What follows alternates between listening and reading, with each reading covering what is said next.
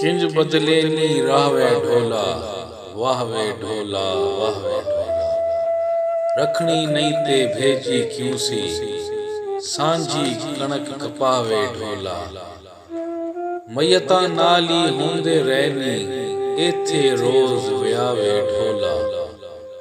होंदे नहीं पर हो जांदे ने, लोकी बेपरवावे ढोला। हर एक ईद विसाखी लंघी, भर भर ठंडे सावे ढोला।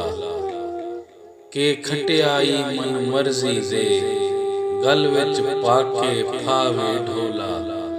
सतलुज कुंडे रल के पीती, भुल गई गुड़ दी चावे ढोला। साडे चन्वी चुन्ने निकले, सूरज काले शावे ढोला। आ फिर वेड़ा इको करिए, आ फिर वेड़ा इको करिए, कंधां देइए ढावे ढोला।